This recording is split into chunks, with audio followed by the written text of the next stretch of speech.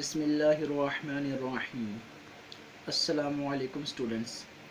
आज की इस वीडियो में हम क्लास 9th की बुक जो पंजाब टेक्स्ट बुक बोर्ड से ताल्लुक़ रखती है का यूनिट नंबर 2, जिसमें हम रियल एंड कॉम्प्लेक्स नंबर्स के बारे में पढ़ेंगे।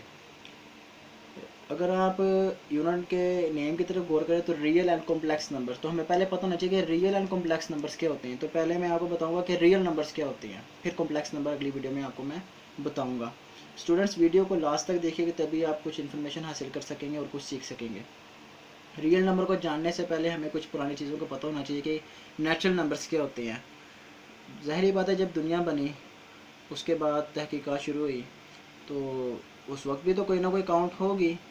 तो उस वक्त जो काउंट जनरेट हुई या बनी वो हमारे पास थे 1 2 3। मिसाल के तौर पे किसी के पास एक गाय थी, किसी के पास 2 भेड़ थी, तो वो दीवार पे एक लकीर डाल देता था या 2 लकीरें डाल देता था। इस तरह सोन तादाद वो काउंट करते थे।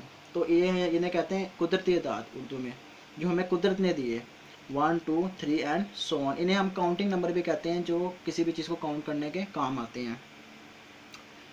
ये तो नंबर्स मैंने बताए। अब सेट ऑफ नेचुरल नंबर क्या होता है, जिसे हम एन से डिनोट करते हैं और ब्रैकेट लगा दें और यही नंबर्स लिख दें, तो हमारे पास जो चीज़ बनती है उसे हम कहते हैं set of natural numbers. Number और सेट में ज़रा थोड़ा सा फ़र्क रखिएगा कि जब हम सेट लगाते हैं तो ब्रैकेट लगाना ज़रूरी है, अदरवाइज ये सेट काउंट नहीं होता। सेकेंडली हम पढ़ेंगे होल नंबर्स क्या होते हैं। अगर हम नेचुरल नंबर में एक ज़ीरो ला के ऐड कर दें तो हमारे पास जो नई चीज़ जनरेट होती है उसे हम कहते हैं होल नंबर्स। ठीक है। इंटीजर्स, अगर इन नेचुरल नंबर्स के साथ, जिन्हें हम पॉजिटिव नंबर भी कहते हैं, ज़ीरो और नेगेटिव नंबर्स ऐड कर दें तो हमारे पास जो नई चीज़ बनती है उसे कहते हैं इंटीजर। अगर इसकी डेफिनेशन की तरफ गौर करें तो it consist of positive numbers, zero and negative numbers. जिस तरह के मैंने यहाँ पे लिख के दिखाया, ज़ीरो पॉजिटिव नंबर हम हमेशा अपनी राइट साइड पे लिखते हैं and negative number left side पे, और दरमियान में हम लिखते हैं ज़ीरो। स्टूडेंट्स, एक और बात ये भी हमें पता होना चाहिए कि हर सेट में सबसे बड़ा नंबर कौन सा है और सबसे ग्रेटर नंबर कौन सा है। अगर हम सेट ऑफ नेचुरल नंबर में देखें, हमें सबसे छोटे नंबर का तो पता है 1, लेकिन ग्रेटर नंबर ये तो आगे जाता जा रहा है, ये तो रुक ही नहीं रहा है, इन्फिनिटी तक जा रहा है। इन्फिनिटी तो अनडिफाइन है। अगर हम सिमिलरली अगर हम होल नंबर की तरफ देखें तो इसमें सबसे छोटा नंबर है 0, और इसमें भी कोई ग्रेटर नंबर हमारे पास मौजूद नहीं है, क्योंकि कितना आगे जा रहा है हमें तो पता ही नहीं है, तो इन्फिनिटी अनडिफाइन है। हाँ, लेकिन इंटीजर में ना ही कोई छोटा नंबर है और ना ही कोई बड़ा नंबर है। स्टूडेंट्स, अब हम पढ़ेंगे रैशनल नंबर्स के रैशनल नंबर्स क्या होते हैं। ऐसे नंबर्स जिन्हें हम P/Q की फॉर्म में यानी कि फ्रैक्शन में लिख सकते हैं, जबकि इस साइन का मतलब है जबकि P and Q belongs to integers. और इंटीजर्स क्या, मैंने आपको पीछे बता दिया। And Q is not equals to 0। यहाँ पे इसका क्या मतलब है, ये ज़रा गौर कर लें कि जब भी हमारे पास समथिंग ओवर 0 आ जाता है तो ये हमारे पास एक नई टर्म बनती है जिसे हम अनडिफाइन कहते हैं। ये हमारे पास डिफाइन नहीं होती। हाँ, 0 ओवर समथिंग हो तो उसका आंसर होता है 0, लेकिन समथिंग ओवर 0 हो तो वो हमारे पास अनडिफाइन है, क्योंकि हम किसी भी चीज़ को 0 से डिवाइड नहीं कर सकते। इसकी एग्जांपल्स की तरफ आए तो एक फ्रैक्शन हम ले लेते हैं 1/5। 1 भी हमारे पास एक इंटीजर है जिसे हमने P कह दिया, 5 भी हमारे पास एक इंटीजर जिसे हमने Q कह दिया। जब इसे डिवाइड करेंगे तो हमारे पास जो आंसर आएगा वो हमारे पास रैशनल नंबर होगा, क्योंकि हमने क्या कि ऐसे नंबर जिन्हें हम P/Q की फॉर्म में लिख सकते हैं वो हमारे पास क्या है, रैशनल नंबर, और इनका आंसर भी हमारे पास क्या होता है, रैशनल नंबर। सिमिलरली दूसरी एग्जाम्पल भी आप देख सकते हैं। अब बात आती है कि इर्रेशनल नंबर क्या होते हैं, जिन्हें हम Q ऐसे शो करते हैं। इर्रेशनल नंबर से मुराद एक हमारे पास नंबर है जिसे हम P/Q की फॉर्म में नहीं लिख सकते, P/Q की फॉर्म में लिख सकते। बाकी वही चीज़ों ने मैंने जो पीछे बताया कि P and Q are integers and Q is not equal to 0। इसका मतलब कि ऐसे नंबर्स जो हमारे पास P/Q की फॉर्म में नहीं लिखे जा सकते उन्हें हम इंटीजर्स इर्रेशनल नंबर्स कहते हैं। अब इर्रेशनल नंबर में कौन से नंबर आते हैं, पाई, √2, √3, √5, और तमाम वो नंबर जो प्राइम हो और उनका स्क्वायर रूट लिया जाए तो हमारे पास जो भी आंसर आएगा वो हमारे पास क्या होगा, इर्रेशनल नंबर। अब हम आते हैं अपनी चैप्टर से रिलेटेड असल डेफिनेशन की तरफ कि रियल नंबर्स क्या होते हैं। रियल नंबर्स को समझने से पहले मैं आपको सेट ऑफ रियल नंबर के बारे में समझाऊंगा, फिर आपको ज़्यादा अच्छा समझ आएगा कि जब ही हम रैशनल नंबर का यूनियन लेते हैं इर्रेशनल नंबर के पास, जो हमारे पास चीज़ जनरेट होती है हम इसे कहते हैं रियल नंबर।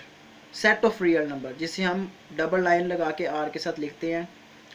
और अगर हम इसका इंटरसेक्शन ले लें, यानी कि रैशनल और इररेशनल का इंटरसेक्शन लें, तो हमारे पास जो चीज़ जनरेट होती है वो है नल सेट, एम्प्टी सेट। अब रियल नंबर असल में बताता हूँ कि क्या होता है कि हमारे पास कोई भी नंबर ले लें इंटीजर्स में से, जो बिलोंग करता हो इंटीजर से, तो जब हम इसका स्क्वायर लेते हैं तो जो ना हमारे पास टर्म आती है उसे हम कहते हैं रियल नंबर। और सेट ऑफ रियल नंबर मैंने आपको यहाँ पे बता दिया है कि union of rational and irrational numbers.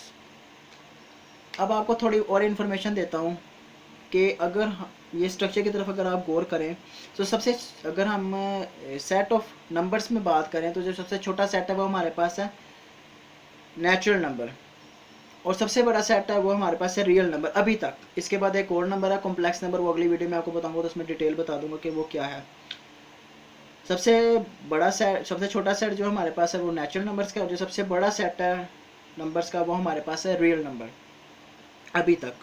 ये बात गौर करिएगा, मैंने अभी तक का लफ्ज़ इस्तेमाल किया, पूरा कंप्लीट नहीं कहा कि सबसे बड़ा है, लेकिन अभी तक सबसे बड़ा सेट हमारे पास क्या है, रियल नंबर।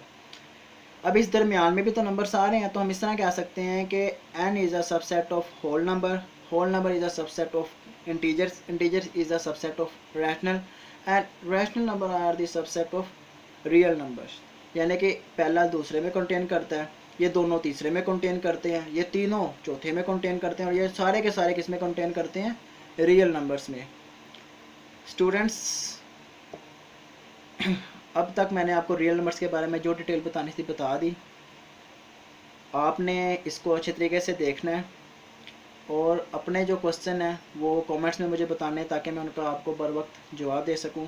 और इंशाल्लाह आप जो मुझसे कमेंट में क्वेश्चन पूछेंगे उसका आंसर 24 घंटों के अंदर आपको ज़रूर मिल जाया करेगा। और लास्ट के बेटा, इन दिनों लॉकडाउन सिस्टम चल रहा है, अपनी स्टडीज़ पे फोकस करें, क्योंकि आपने घर में ही पढ़ना है, अपना टाइम वेस्ट ना करें। वालिदैन आपके लिए पता नहीं क्या कुछ करते हैं, किस तरह आपकी स्टडी का बोझ उठा रहे हैं। बोझ तो नहीं कि उनकी ज़िम्मेदारी है, लेकिन आप भी अपनी ज़िम्मेदारी को समझें और अच्छे तरीके से पढ़ें। शुक्रिया मेरी वीडियो देखने का। इसे सब्सक्राइब भी करें और लाइक भी करें, ताकि अगर आप सब्सक्राइब करेंगे तो बर वक्त आपको नई वीडियो मिल जाया करेगी। अल्लाह हाफिज़।